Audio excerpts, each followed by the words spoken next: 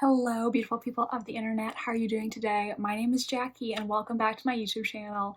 This is going to be the start of a thriller reading vlog. So we are currently just a little bit over 1 week away from Halloween, and I thought to celebrate spooky season, why not try to challenge myself to see how many mystery thriller books I can read in 1 week. So generally speaking, thrillers are the type of book that I can read the fastest, though I still think this vlog is going to be a bit of a challenge for me. I have 4 books here that I would like to get through, and I think reading 4 books in 1 week, I don't know if I've ever done that.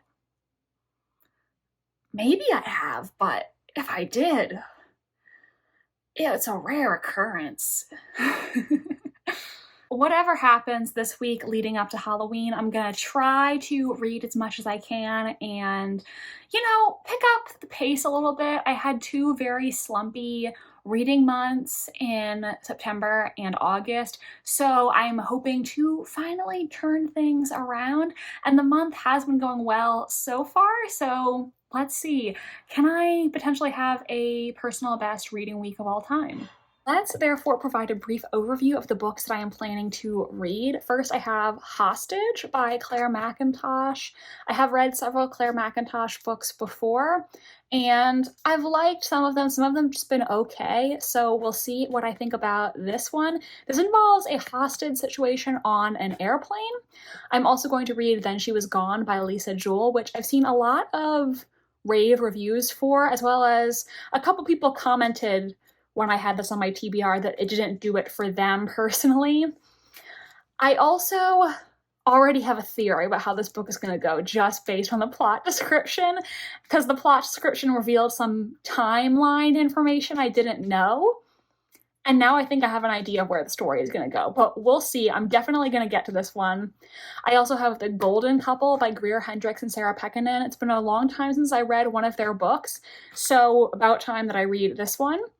And then the book that I already started last night, I read about 60 pages, and that is The Other Misses by Mary Kubica. Actually, this book looks great with my nails that I just got done on Saturday.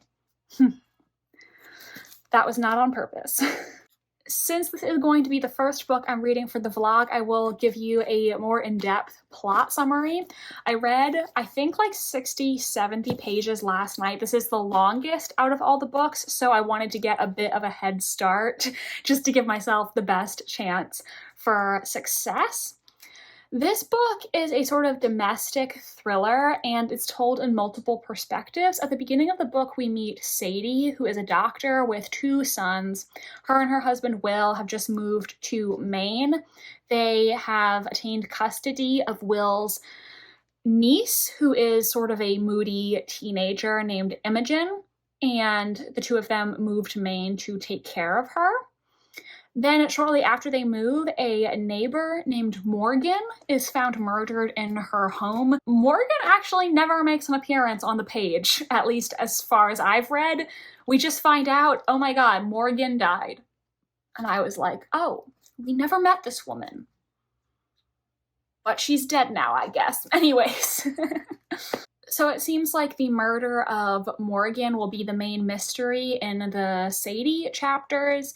This is a very close-knit, remote community that they've moved to, so Sadie starts to feel like her and Will may be under suspicion. Their marriage is already on edge due to things that happened between them in Chicago where they used to live.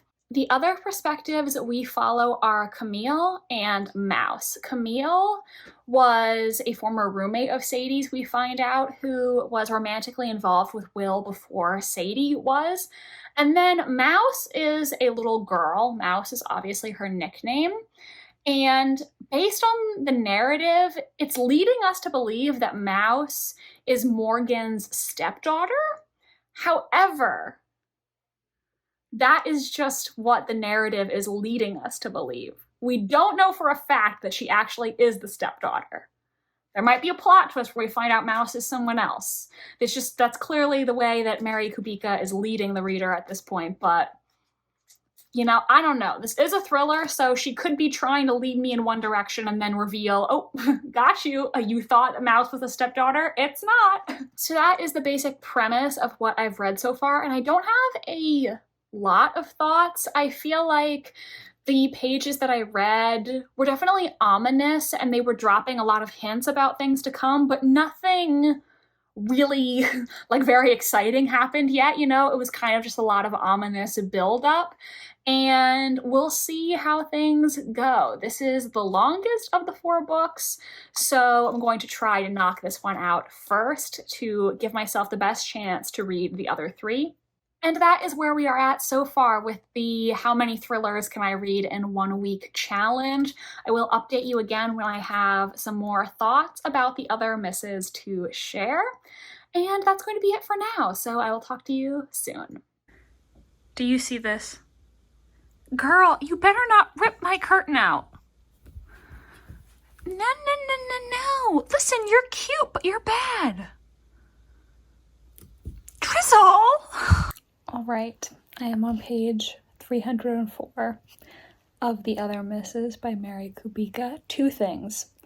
1, thriller writers, please stop having animals be harmed or murdered in your books. And maybe it sounds ridiculous to some of you that I love reading books about people being murdered, but animals is where I draw the line. But I can't help it. That's just how I am. And I just read about an animal being murdered. Like, it didn't say the animal was murdered, but that's clearly what happened. And it was very disturbing. This book also deals with some child abuse. So I feel like that's an important trigger warning to give, because it's very tough for me to read that part. And just, yeah, it is deeply disturbing to me to read those sections, as it's intended to be, but I definitely think that could be triggering for people. So I was going to make an update and say that, and now the page that I just read, we got to the first twist of the book, and I hate it. I hate it. So I'm not going to spoil the book, but I think this is another important thing to mention, because I think a lot of people are not going to want to read this book because of this. But this book has a twist that involves mental illness. We just love it when thriller books stigmatize mental illness, don't we? She says sarcastically. So, oh my god, I literally just read that reveal, it was the last page. And I'm tired. And I'm not because it's late at night. Oh no. Thanks, I hate it. Hello, so I finished reading The Other Misses by Mary Kubica the other day. I went with a 3 for this. I thought about giving it a 2, but I felt like that was maybe a little harsh. Ultimately, this book, it wasn't terrible. It didn't necessarily, make me feel rage, but I just wasn't crazy about it. I thought it was fine. I think I didn't really connect with any of the characters, and the way the story went in the end was not my favorite. I definitely think this book has some potentially upsetting content, namely child abuse, an animal being presumably violently killed. It's just implied, not described in detail, but still very upsetting for me. And also it deals with mental illness. Now, I did read some Goodreads reviews, and I saw someone say in a review they actually know someone who has the mental illness depicted in this book, and the reviewer, thought that the mental illness was actually portrayed fairly accurately. So, I can't speak to that because I am not impacted by this specific mental illness, nor do I know anyone who has it. I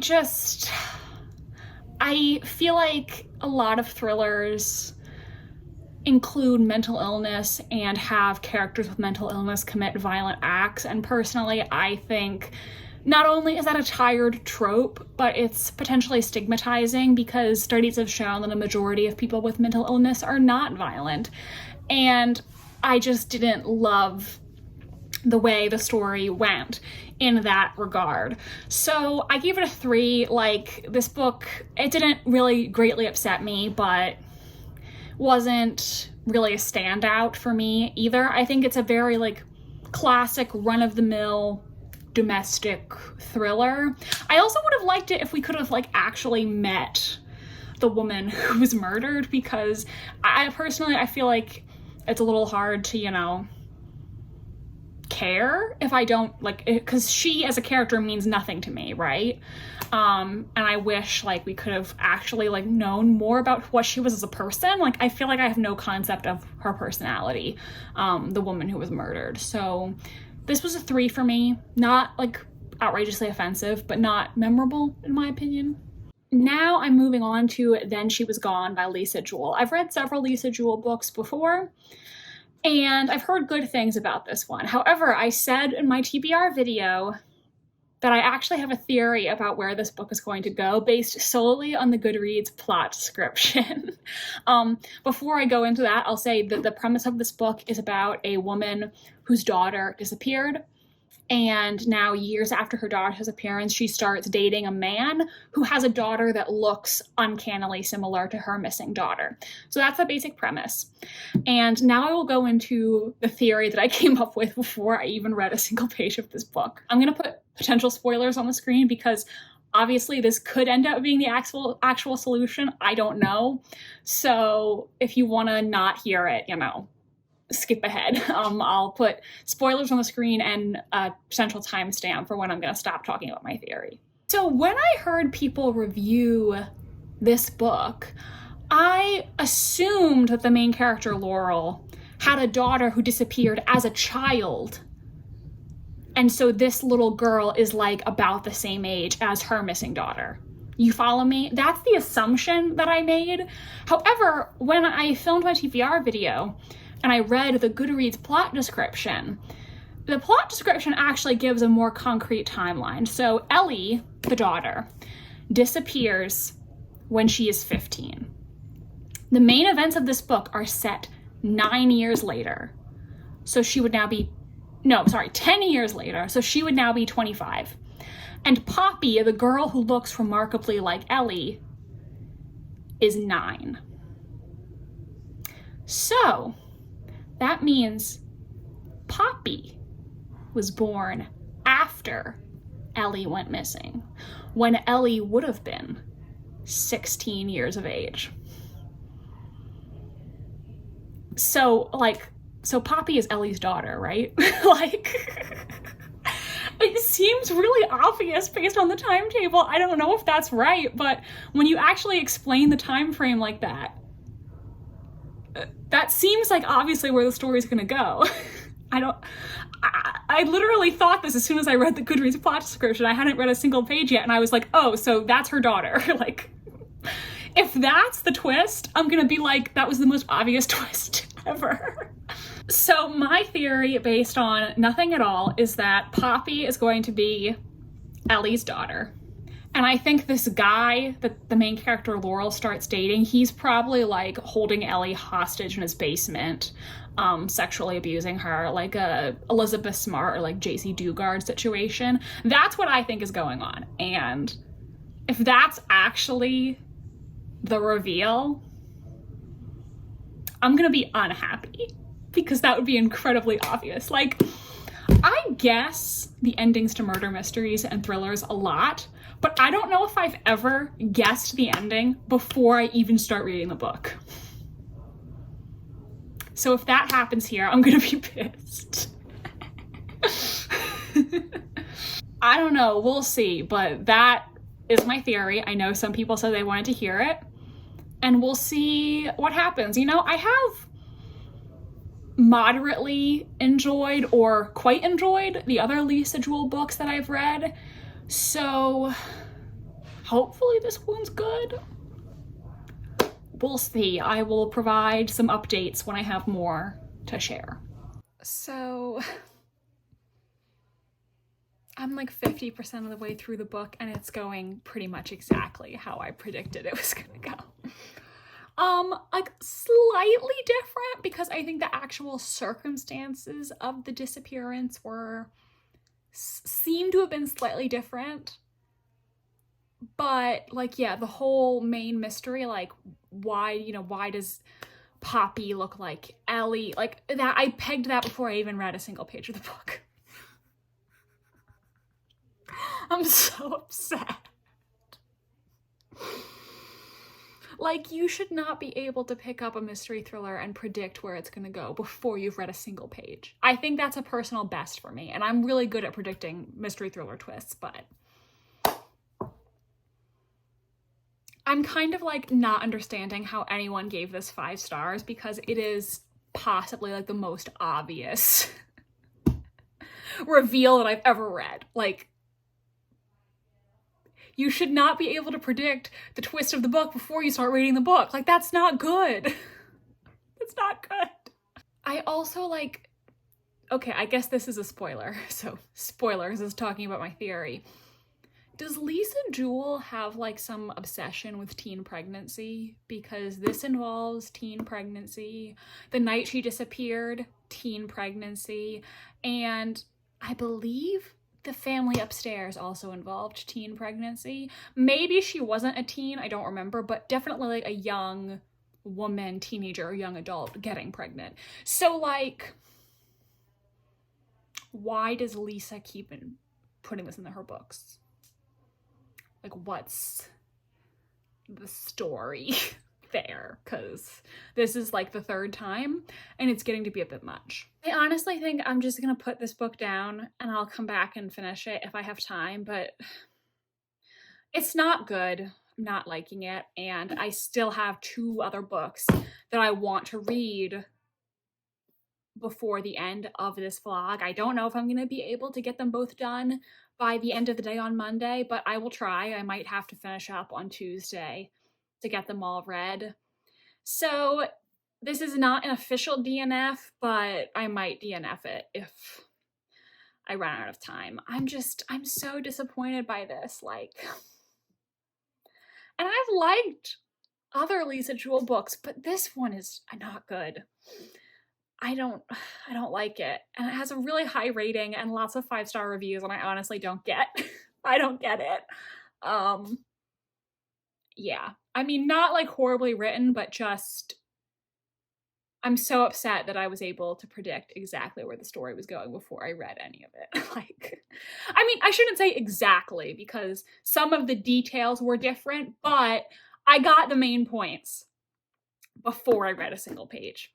And that's bad. So I think I'm going to start reading Hostage by Clare Mackintosh, which I'm also not very hopeful for because my mom read this book and didn't like it.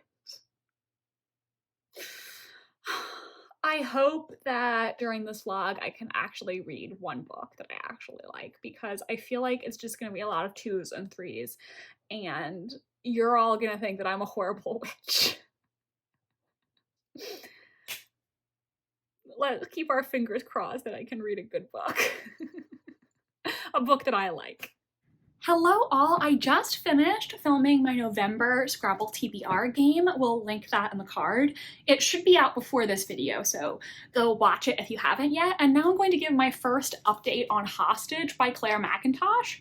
Honestly, so far, this book is not as bad as I feared it would be, knowing that my mother didn't like it. I read almost 200 pages in one day. I'm on page 195. So that is great, you know? It was pretty easy to read. And like I said, this book is about a hijacking on a plane, and there are multiple perspectives, but we primarily follow Mina, who is a flight attendant, and Adam, who is her estranged husband. So Mina is on the plane and Adam is back home with their adopted daughter. And while on this flight from London to Sydney, someone slips Mina a note saying that basically they're going to hijack the plane, and if she does not cooperate, they're going to murder her daughter. So far, I am liking the Mina chapters on the plane more so than the Adam chapters. I don't find Adam very likable. Maybe he wasn't intended to be, but I'm just not really connecting with him. And I think the scenes on the plane are much more tense. They have that natural sense of claustrophobia, you know? So those chapters have been my preferred parts of the book. Also, recently a character died, and I was very surprised that character died, so props to Clare Mackintosh for that. If I had to give a negative, I would say the reasons the hijackers are doing this, to me, is kind of silly. I could tell it was going that direction because of some foreshadowing at the beginning of the book. I was like, oh, this is gonna be the reason, isn't it? So it was not surprising to me, but I don't know. It was not my favorite motive they could have had. Also, without spoiling anything, the hijackers are motivated by an extremely relevant social issue. And that issue causes me a lot of anxiety when I think about it. So if I had known that this issue was going to be discussed in the book in such great detail, I may have prepared myself for it, because it is something where when I think about it for too long, my anxiety kicks into high gear and I go into a doom and gloom headspace. So I kind of wish I knew that was coming, but it is what it is. So far, this is definitely my favorite book I've read in the vlog so far. So let's hope that it can stick the landing. I realized after I said that, that was an unfortunate choice of words. Because the plane might be going down. Anyways, I will update you again with my rating when I finish the book. I think I might be able to finish it tonight if I try hard enough. So talk to you later. All right, finished. I think I'm gonna go with a 3 for this. It was definitely the book that I've liked the most so far in the vlog. I did think there were parts that were genuinely very tense and surprising. The ending was twisted, but I liked it. I was surprised, and yeah, it was messed up, but I enjoyed that as like a last final, moment. The things that I didn't like about it, I felt like some of the logistics and reasons for the hijacking, I don't know if they totally felt believable to me, not that it's totally impossible, but the other thing is, I feel like Mina should have faced more consequences for the choices that she had to make. I think this book raises an interesting question of, if these people said that, you have to risk other people's lives to stop your child from dying, what would you do? And that's an interesting question, but I feel like the book didn't grapple with it as much as I would have liked. And I just think, I would have liked to see that explored more. It kind of felt like the author was sort of taking one position, and I'm not necessarily sure I agree with that position. So I wish that had been explored in further detail. But definitely the favorite book of the vlog so far. Now tomorrow I'm going to start reading The Golden Couple by Greer, Hendricks, and Sarah Pekkanen, and we'll see how that goes. I feel like I need to trim these bangs, but I'm worried that if I try to cut them myself, I'm gonna mess up my hair and look like I belong in a Brad Mondo video. All right, so I'm here to wrap up this vlog. The Golden Couple by Greer, Hendricks, and Sarah Pekkanen. Not much to say about this one. I think I'm probably gonna give it a 3. So basically this book is about a married couple named Matthew and Marissa, who seem to have it all. They seem to be a golden couple, but they end up going to a therapist named Avery after Marissa is unfaithful. And when I say a therapist, she's not technically a therapist because Avery lost her license, and she is known for having some questionable therapeutic practices. But basically then when these 3 meet each other, they end up on a collision course with secrets that are going to be exposed. And I really didn't update you guys on this one while I was reading because I didn't have much to say. I thought it was decent, but there was nothing I really had to say about it. I think the book was not badly written. I would say it's probably my second favorite book by these two authors after The Wife Between Us, which was far and away my favorite. I didn't dislike this, like I disliked An Anonymous Girl, which I just remember not really enjoying. And You Are Not Alone, I really do not remember at all. Apparently I gave it 4 stars at the time, but I honestly don't remember anything about that book. I had to go on Goodreads to remember what it was called. I feel like my bangs are in my one eye. I should trim these, but I don't want to mess up my hair and look stupid. So, like, all in all, I just have very neutral feelings about this book. There was nothing that I think it did really wrong, but also nothing that made it stand out. And I was turning the pages and I kept reading, but there wasn't really like, I mean, there is a crime in the book, but it's not like it has a very exciting, inciting incident like other books that start with a disappearance or, you know, a murder. This is much just a slower domestic thriller. I think really the only thing this book did that seriously bothered me was I felt like sometimes the writers were repeating the same information over and over, like at least 3 times during the book mentions the name of Marissa's brother and the name of Matthew's sister, neither of whom appear or are important at all. And it's always phrased the exact same way, where like they'll have a family picture and it'll say, there was Marissa's brother, Luke, Matthew's sister, Kiki. And it's like, why does it matter that their names are Luke and Kiki? They're not important to this book at all. And sometimes they would just repeat information like that over and over. There were also just several things in this book that really didn't matter.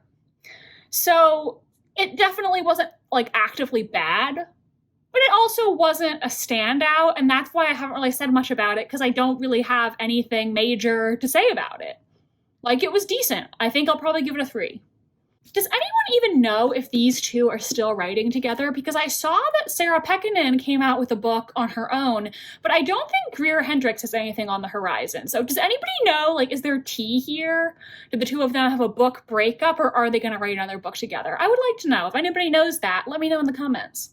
So that is it for this vlog. Ultimately, I think I'm not going to finish Then She Was Gone by Lisa Jewell. I actually skipped to the end and just read like the last chapter.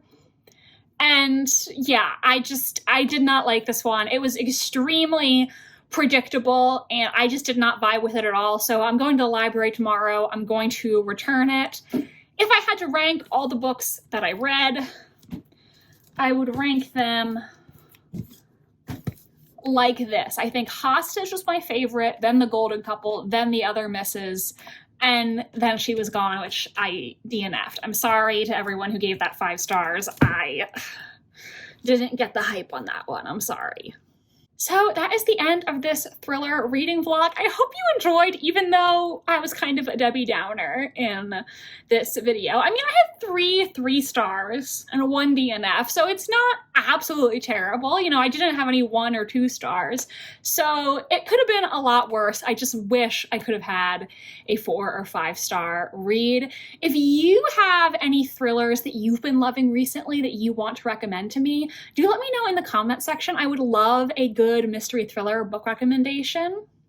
Thank you so much for watching this video. If you're still here, why don't you leave a skull emoji in the comments, since it is Halloween night and we've been reading a lot of dark, murderous books in this video. If you enjoyed this vlog, make sure to give it a big thumbs up. It really does help my channel a lot, and I would really appreciate it. And make sure to subscribe to my channel if you want to see more from me. I post new videos every Wednesday and Sunday. My social media links are down below if you want to follow me on Tumblr, Instagram, or be my friend on Goodreads.